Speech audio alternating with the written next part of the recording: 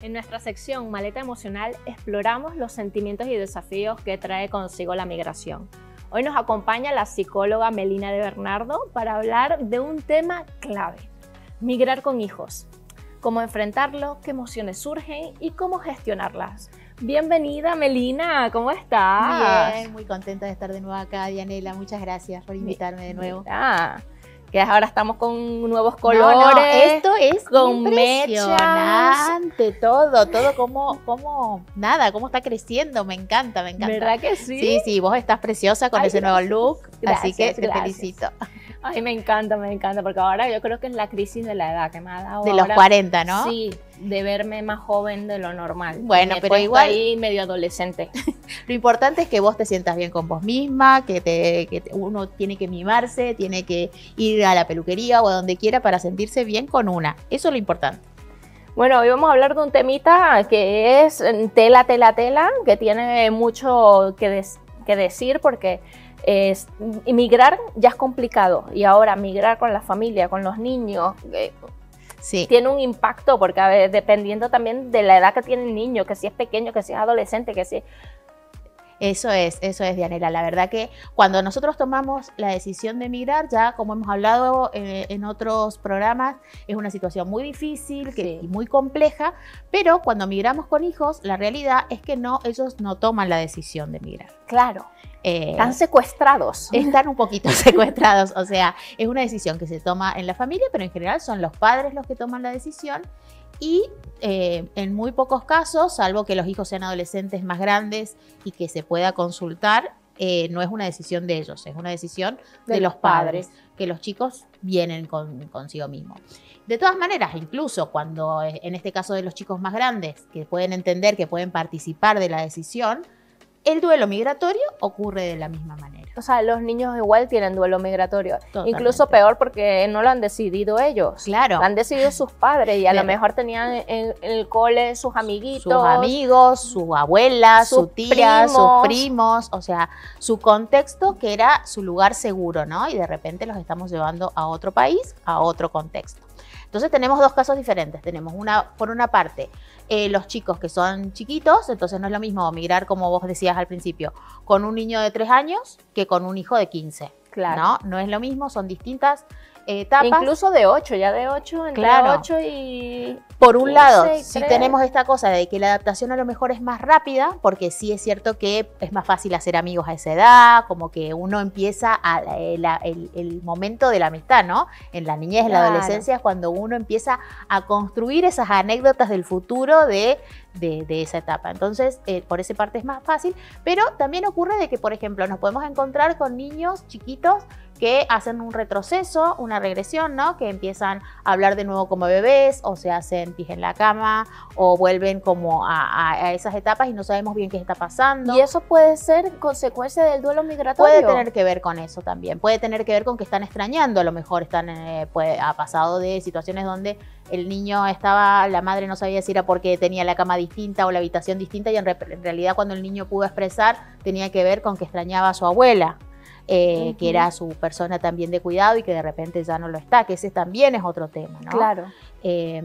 Y por otro lado tenemos la parte adolescente, que cuando viene un adolescente de otro país, donde la etapa adolescente de por sí lleva ya un duelo. Ya es complicada, además. Ya de por sí el adolescente trae el duelo de la adolescencia, de romper con todo lo que venía teniendo en su infancia, con la idealización de los padres, con empezar a armar su propia identidad. Y entonces a ese armar su propia identidad se suma de que todo lo que tenía como seguro o identitario cambia.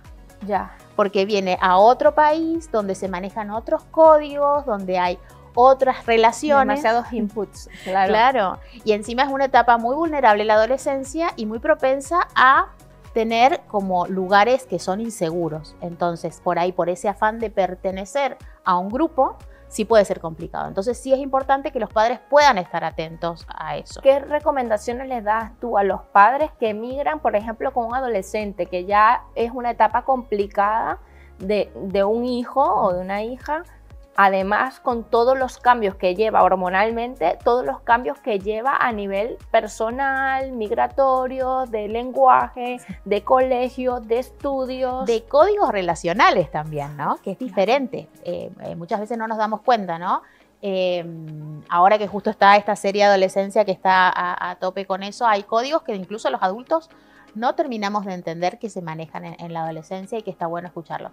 Una cosa que me parece a mí fundamental, que muchas veces no tenemos en cuenta, le estamos diciendo tanto al adolescente lo que tiene que hacer, que muy poco lo escuchamos. Entonces, sentarnos con nuestro hijo, que pueda expresar lo que le pasa, que pueda contarnos más, poder escuchar la versión con respecto a quiénes está conociendo, a qué lugares está frecuentando, qué cosas está haciendo para integrarse, poderles permitir tener ese espacio con sus amigos de su país de origen, siempre teniendo en cuenta de que, a ver, por ejemplo, me pasaba un caso de una mamá que tenía a su hijo adolescente y claro, se quedaba hasta altas horas de la noche por el cambio horario, jugando a juegos de red o lo que sea, con sus amigos de su país de origen.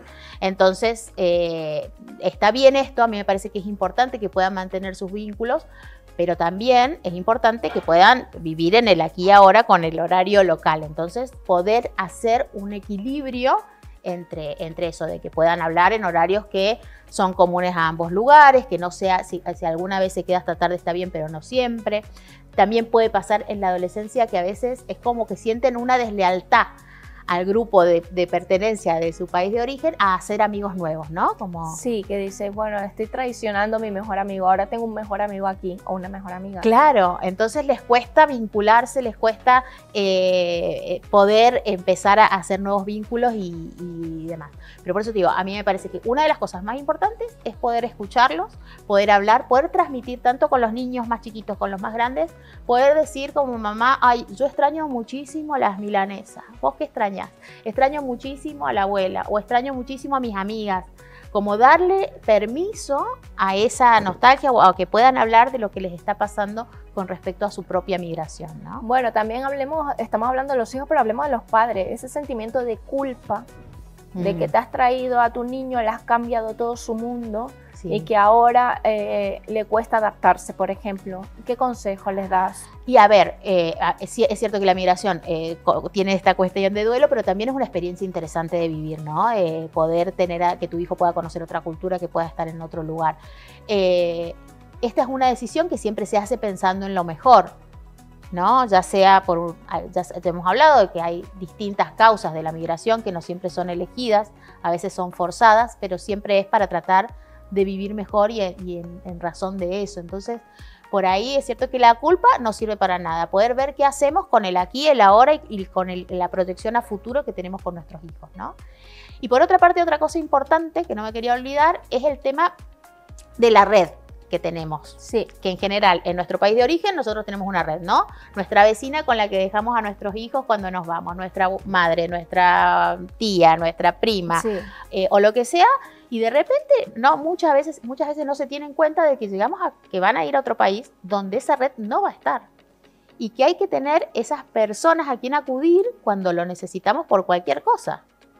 Entonces, ver por ahí una cosa que puede venir muy bien para esas madres que han venido con hijos es buscar a otras madres que están en la misma situación. Sí. Y a otros padres, ¿no? Porque también vamos a incluir a los padres en la crianza. A otras madres y padres que estén en la misma situación de haber migrado, que por ahí se arma red y se arma un modo de tener una cierta familia o red de contención en el nuevo país de origen. Entonces eso también es bastante importante, ¿no? Poder armar red en el nuevo lugar para que no se sienta esa soledad. Con los niños más chicos también, que puedan tener, o los más grandes, que puedan tener esa relación haciendo videollamadas con sus familiares, con sus amiguitos o con quien sea, y que puedan mantener esas raíces también a lo largo del tiempo, que eso no se pierda, que también es importante. Claro, pero lo que tú dijiste, es importante también que tengan la nueva conexión y que no sientan culpa de tener nuevos amigos. Claro. y que el distanciamiento al final va a empezar a sentirse, o sea que al principio vas a estar muy conectado a través de el WhatsApp, del internet, del videojuego, lo que sea, pero va a llegar un momento que van a empezar a hacer su vida y ese distanciamiento va a ser cada vez mayor.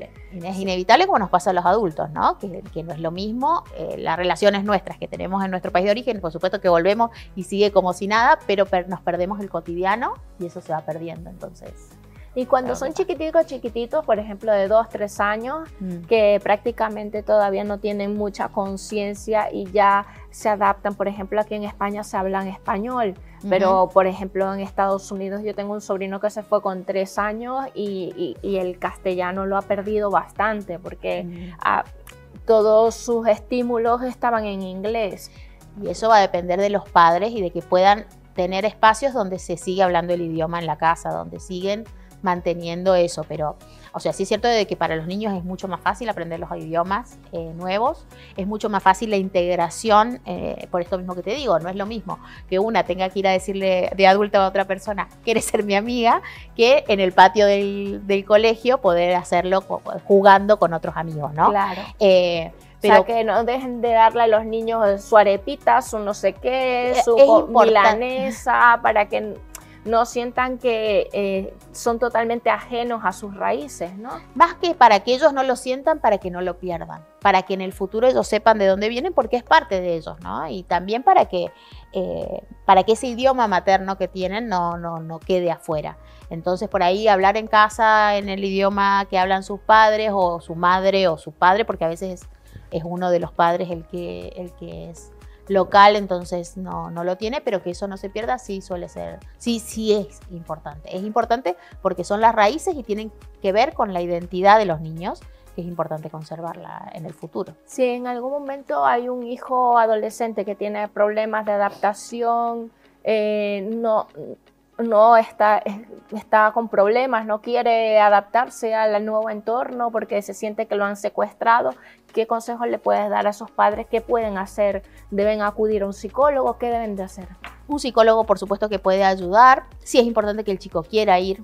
Entonces eso sí es importante, que el chico también tenga la decisión con respecto a ir a terapia, pero por ahí también buscar una actividad que a ese chico le guste, que tenga que ver o con la música o con algo artístico o deportivo o algo que lo pueda unir en grupo. Por ejemplo, no es lo mismo que digamos, lo mandamos a tenis y sigue solo, o a lo mejor hay un grupo de chicos que juegan al tenis y entonces sí, que a un deporte grupal donde pueda hacer amigos desde otro lugar y de a poco vaya pudiendo adaptarse y hacer esos amigos de manera natural, o a un grupo de teatro o de lo que sea que tenga que ver con los intereses de ese chico o esa chica. O sea, que lo que aconseja es que tengan actividades extraescolares, que tengan afinidad con ese hijo o hija y que lo puedan llevar hasta que empiecen a hacer su propio grupo y su propia red y se empiezan a adaptar. Claro, que a veces la escuela es un gran lugar para eso, pero bueno, en ese caso de que esté costando en el colegio, por ahí una opción puede ser esta de buscar otra actividad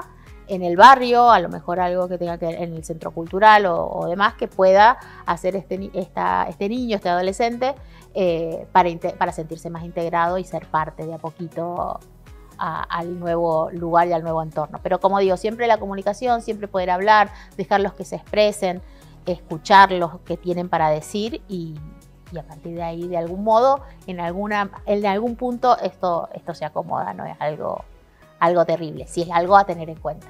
Bueno, muchísimas gracias, Melina. Ha sido muy interesante la conversación y ya saben, si tienen hijos, no se desesperen. Y cualquier cosa está Melina para ayudarle.